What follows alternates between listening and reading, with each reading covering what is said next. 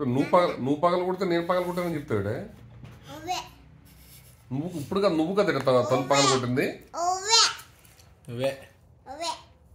అదే నువ్వు తలుపు పగలు కొట్టినావు.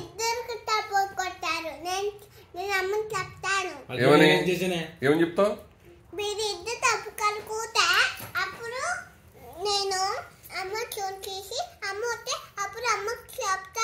ఏమని?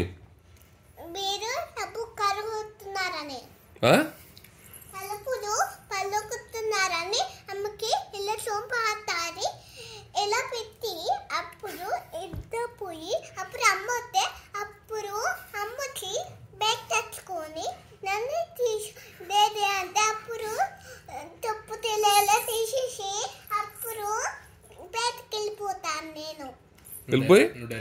అప్పుడు వెళ్ళి బాల్లో ఆడుకొని వచ్చి ఇక్కడ నేను బాల్లో ఆడుకొని ఇంటికి వస్తాను ఆటోలో ఉంచి అక్కడ తలుపు ఉంటుంది.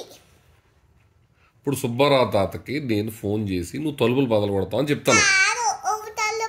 మీరిద్దరు తలుపులు కడుక్కొస్తే అప్పుడు నేను పేదకి ఇస్తాను.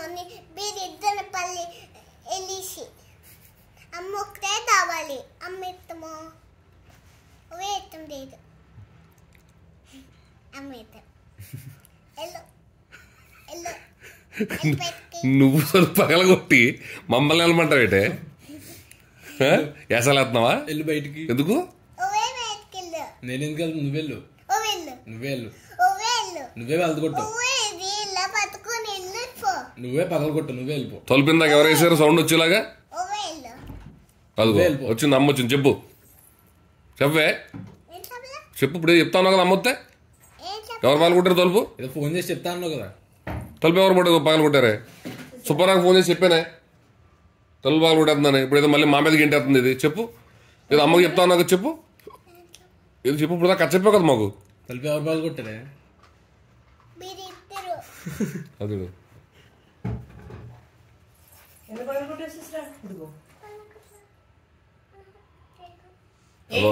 చెప్పాను. సుబ్బారావు ఫోన్ చేశాను. నాకు సుబ్బారావు తాత అంటే ఇష్టము. ఎందుకమ్మా అంటే నాకు ఫ్యాన్ ఇచ్చాడు, లైట్ ఇచ్చాడు.